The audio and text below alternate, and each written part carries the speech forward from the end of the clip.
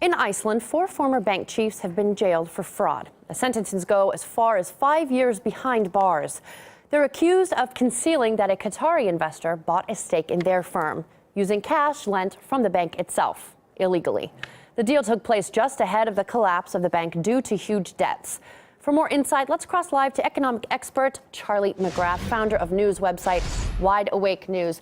Thank you for joining us, sir. Now, this is the biggest penalty for such crimes in Iceland's history. Explain why this is so significant.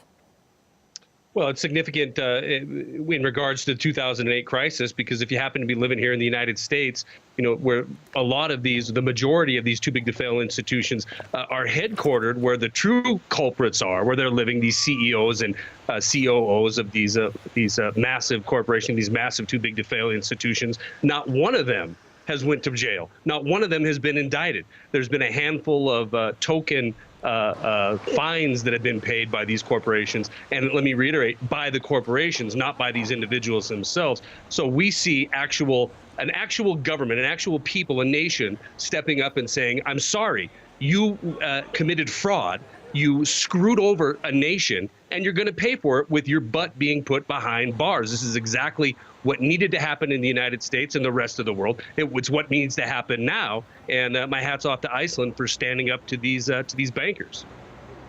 So, since it seems to be setting a bar, do you think that this will spread to other countries in light of the fact of what's happened in Iceland and then the 2008 crisis? Do you think that this will be contagious?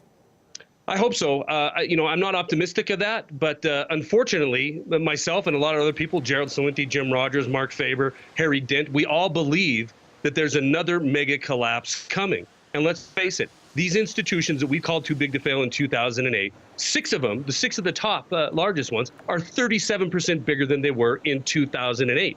They hold sway over the economy, they hold sway over the government, and we're doing the exact same things that led to a collapse in 2008. I truly believe 2008 was a financial terrorist event. It was a financial 9/11 committed by these institutions. And when we go into the next crisis that is going to affect the entire globe, I hope that Iceland is held up as a model on how you deal with these scum.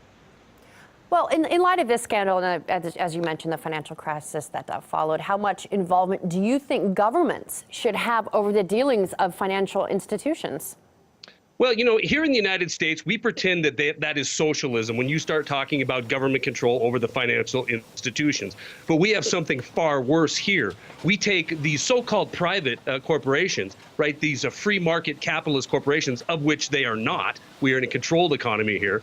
We take these corporations, we put them on a pedestal, and when they fail, we spread their debt to the people of this country. That's something far worse than socialism. It's the worst form of fascism. So to pretend that government has no place in overseeing these institutions is to sit back and say, go ahead, bankers, go ahead and take over the future, the financial future of this nation, and lead us into financial ruin. And that's exactly what happened. What happened inside of Iceland is the people demanded of the government in 2009, they marched on Parliament and said, we're not going to take the fraudulent failure of these banks lying down. They cordoned off these institutions. They formed state banks, and they looked at the problem head on, and they helped the people rather than the banking institutions. So going forward, I hope that, again, this is the model that we look at, and government definitely has a place in regulating the financial markets. All right. Charlie McGrath, founder of news website Wide Awake News, thank you very much.